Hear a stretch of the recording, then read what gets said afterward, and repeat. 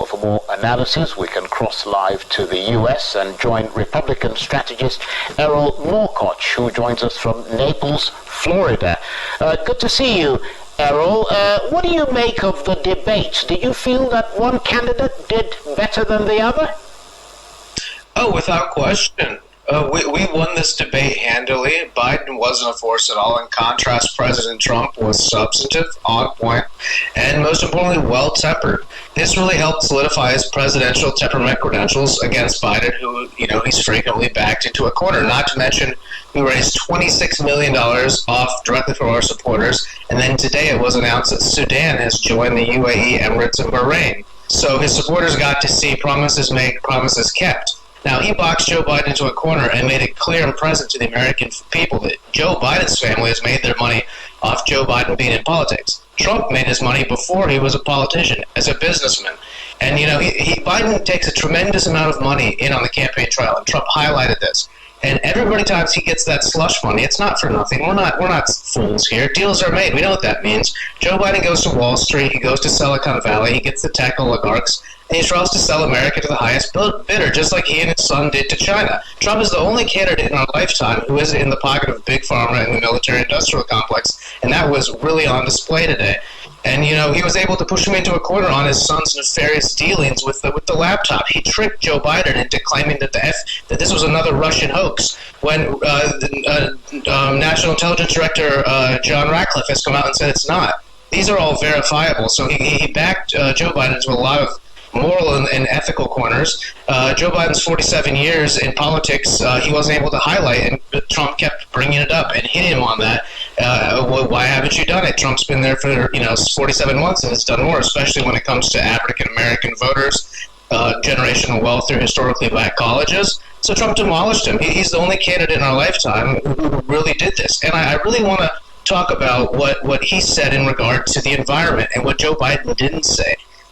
When you consider that oil and natural gas, 38% of U.S. electricity right now comes from natural gas, 23% is from oil. There's 9 million jobs in that sector. That might be a vote winner in California, but it's not in Texas or Pennsylvania, Ohio, or Oklahoma. And that shows Joe Biden's arrogance that he showed in the first debate when he used that climate change hysteria to insinuate that he could buy the Amazon rainforest for his globalist pals from the sovereign Brazilian nation for $20 billion. And if they didn't take that hostage taker, there would be consequences. This extortionist colonial mentality where he's gone around the world and done something like that is appalling. It's $64.4 billion of the world's goods and services are exported to Brazil. They're the two largest economies in the Western Hemisphere. They just signed 3 big trade deals with Bolsonaro. This is our greatest ally, and his being mentally shot makes it so he doesn't understand the geopolitical ramifications of these wanton statements that he's using to pander, which is alienating our allies and infringing on their sovereign rights. Imagine if the UN came into Flint and took jurisdiction because they decided the water quality wasn't good enough. The Brazilian rainforest is property of the Brazilian people, and it was interesting to see how his aides backed him off that completely. Right. Didn't even come up.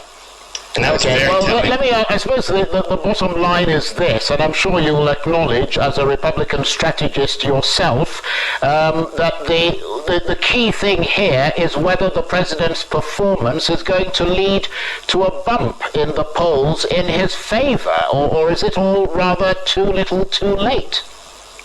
Well, in conventional times, the debates had a lot more gravitas, and as we know, the country is so polarized, it would be rather presumptuous or hopeful to say that maybe there's 1 or 2 obscure people living under a rock who have just discovered who these candidates are, and now they're like, I really don't like that Trump guy's attitude.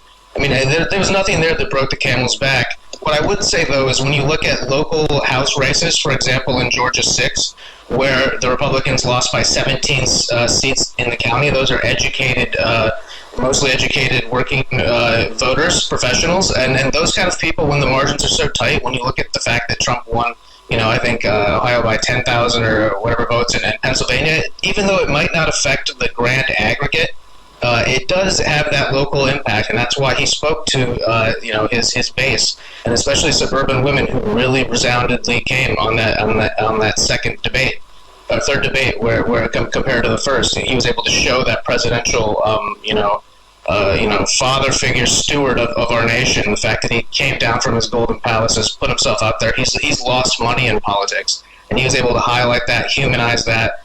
His son had COVID, so when they tried to demonize him as though he doesn't care about people, he talked about how, it's going to be people with depression, suicide. We've got physical and sexual abuse. We've got kids falling behind in our most marginalized communities. My girlfriend is an elementary school teacher. She's trying to teach kindergartners for their first year on Zoom, and then they're supposed to take standardized learning tests. I mean, it's counterintuitive. The Swedes didn't lock down. There was a lot of globalist social engineering, but in the end, Donald Trump is the only person who's decided to stand against that. And for the American small businesses who have been gutted, and the only people who can afford to pay those $15 minimum wages flat across the country are going to be, Amazon and Jeff Bezos with their sorting centers. $15 in Alabama isn't the same thing as $15 in Oregon. So that was another huge gaffe that Trump was able to really hit him on. That's going to bring votes in the ballot booth in November 3rd. Okay, Erol, thank you very much indeed. Erol Morkoc is a Republican strategist talking to me from Naples in Florida.